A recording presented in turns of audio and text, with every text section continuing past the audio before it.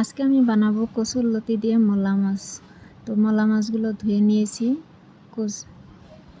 মাছগুলোর মধ্যে হলুদ আর লবণ দিয়ে দিলাম। আর এখন এখানে আমি একটা পেঁয়াজ কুচি করে নিয়েছি, রসুন দিয়েছি, কাঁচা লঙ্কা আর শুকনো লঙ্কা মিক্স করে দিয়েছি। এখানে পেস্ট দিয়ে দিলাম ধনে গুঁড়া, আর এখন এটা পেস্ট করে নিলাম। এখন কড়াইটা গরম হয়ে গেছে, দিয়ে দিলাম মাছগুলো, ভাজা হয়ে গেছে। এখন নামিয়ে নিলাম। এখন দিয়ে দিলাম সোমবারে তেজপাতা আর কালো জিরে। এখন পেস্ট করা মশলাটা দিয়ে দিলাম। মশলাটা আমার কষানো হয়ে গেছে। এখন দিয়ে দিলাম লবণ, দিয়ে দিলাম লতিগুলা,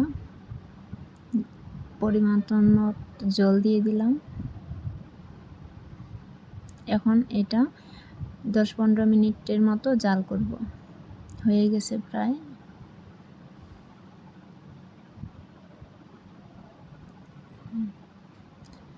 এখন দিয়ে দিলাম মাছগুলো,